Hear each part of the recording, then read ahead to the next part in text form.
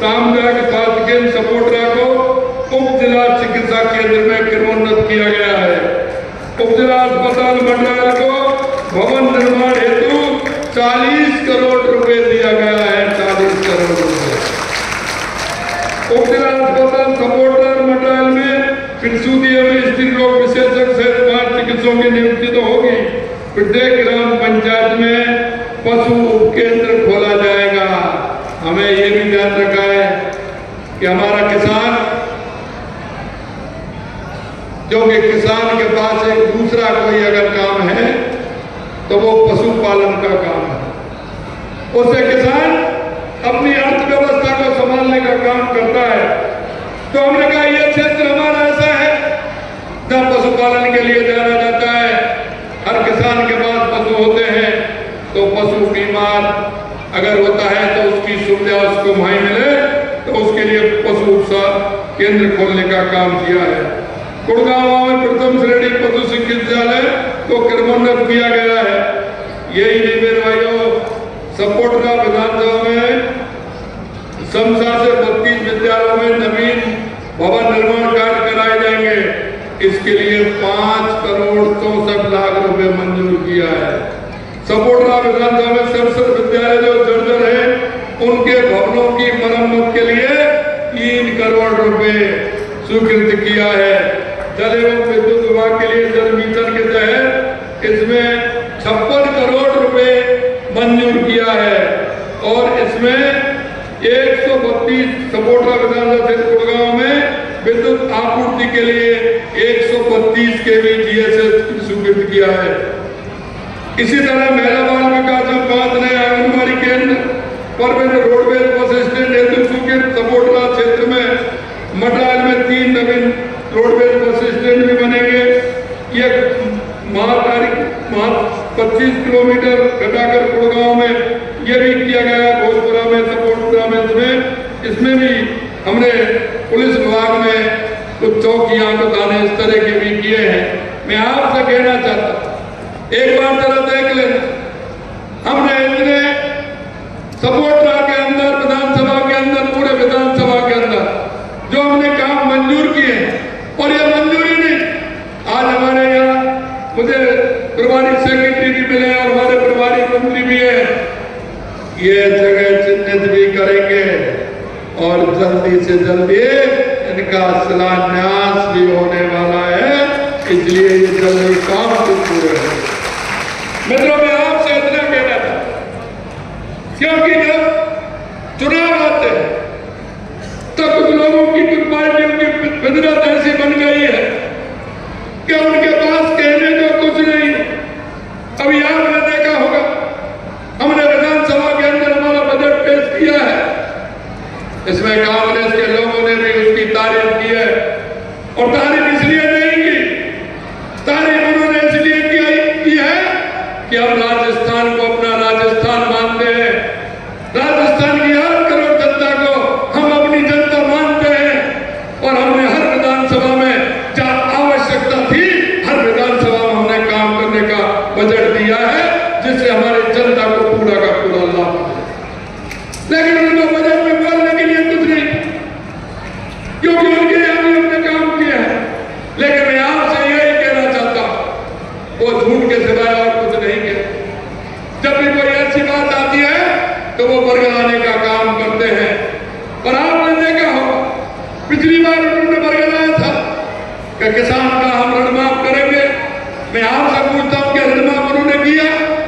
5 साल उन्होंने कहा कि नहीं कि हम ऋण माफ करेंगे। उन्होंने ऋण माफ किया क्या? आपका ऋण माफ हुआ क्या? इस तरह के झूठ बोलने वाले लोग और अभी कहते हैं कि ये आ जाएगी, भाजपा आ जाएगी, आरक्षण हटा देगी। किस तरह की बात करते हैं? अरे मैं आपसे कहना चाहता हूं, बाबा साहब अम्बेडकर ने जो आरक्षण दिया है उसको दुनिया की कोई ताकत नहीं मिटा सकती।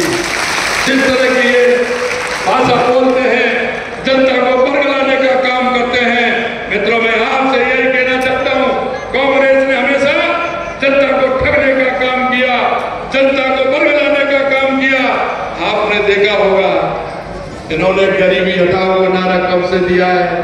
अरे हम आपसे पूछना चाहते हैं, अगर इस देश और प्रदेश में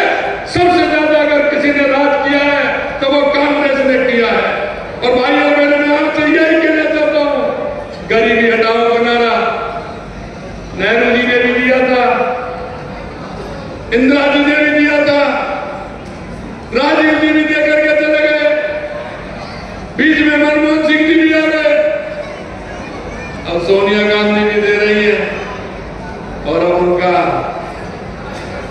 उनका बेटा राहुल बाबा भी कह रहा है कि हम गरीबी हटाएंगे। हम उससे पूछना चाहते हैं, अरे आपको किसने मना किया था? मैं आपको कहना चाहता हूं, सबसे ज्यादा इस देश में राज करने वाली कांग्रेस ने 70 साल में पूरे देश के अंदर गांव तक सड़क पहुंचाने का काम भी नहीं किया। गांव तक सड़क पहुंचाने का काम, अगर गांव तक सड़क पहुंचाने का काम किया तो हमारे देश के यशस्वी पूर्व प्रधानमंत्री भारत रत्न अटल बिहारी वाजपेयी जी ने किया। उन्होंने प्रधानमंत्री ग्राम सड़क योजना ला करके पूरे देश को, गांव को सड़क से जोड़ने का काम किया, और जो रह गए थे वो देश के यशस्वी प्रधानमंत्री नरेंद्र मोदी जी ने जोड़ने का काम किया। अंत में मैं आपसे इतना ही कहना चाहता हूं, आपने 2014 के पहले भी भारत देखा होगा, राजस्थान देखा होगा। 2014 से पहले देश के अंदर जिस तरह से भ्रष्टाचार था, देश के अंदर आतंकवाद, नक्सलवाद था, देश के अंदर जिस तरह से सेना हमारी निराश थी, अरे याद है पड़ोसी आतंकवादी सेना के लोगों के सिर काट करके ले जाते थे, अगर ये 2014 से पहले का काम किया। मैं आपसे कहना चाहता हूं, 2014 के बाद देश के अंदर कितना बड़ा परिवर्तन आया है। चाहे हमारे गरीब कल्याण की योजनाएं हो, वो धरातल तक पहुंची है।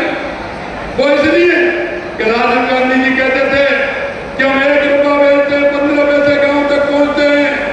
अरे कहां जाते थे? पैसा घिसता था क्या सड़क पर आते आते? नहीं, वो भ्रष्टाचार में जाता था।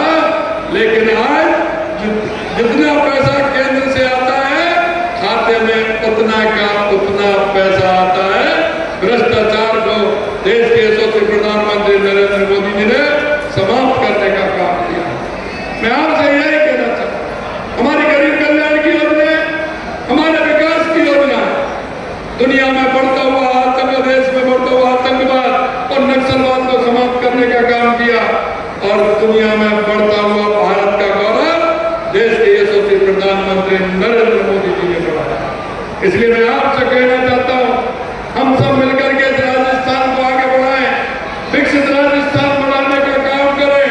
और मैं इतना ही कहना चाहता हूं, हमारे केंद्र सरकार की और राज्य सरकार की जो योजना है, उनका लाभ आप सभी जन को मिले, हमारे अंतिम पंक्ति में बैठे हुए व्यक्ति को मिले। आपसे भी निवेदन करना चाहता हूं कि हम एक प्रदेश के, देश के नागरिक होने के नाते हम सबका कर्तव्य बनता है कि हम लोगों का सहयोग करें, और जो योजनाएं हमारे केंद्र के और राज्य के, उन योजनाओं का लाभ उस गरीब भाई को, मेरे गांव का, मेरे बाढ़ में रहता है, मेरी ढाणी में रहता है, उस व्यक्ति को उसका लाभ मिले, इसकी चिंता भी हमें करनी है। अंत में मैं आपको इतना ही निवेदन करना चाहता हूँ, आप इतनी बड़ी संख्या में आए और अभी मेरे को बताया कि वृक्ष लगाने वाले हैं, आप अपने जो आपने चिन्हित किए वहां लगाने वाले हैं। मैं आपको इतना ही निवेदन करना चाहता हूँ, आप इतनी बड़ी संख्या में यहाँ आए हैं, आपने मेरा स्वागत और सत्कार किया है, इसके लिए मैं मंच पर विराजमान और आप सभी को बहुत बहुत धन्यवाद और साधुवाद देता हूँ। मैं अंत में इतना ही कहना चाहूंगा कि आप सभी के इतनी बड़ी संख्या में दर्शन करने का लाभ मुझे मिला। मैं बहुत ही इस बात से लेकर के मेरे मन में आपके प्रति बहुत बड़ा मान और सम्मान है। मैं आपको पूरा धन्यवाद देते हुए मेरी वाणी को विराम देता हूँ। आप सभी को बहुत बहुत धन्यवाद। नमस्कार, जय हिंद, जय भारत, जय राजस्थान। बहुत बहुत धन्यवाद।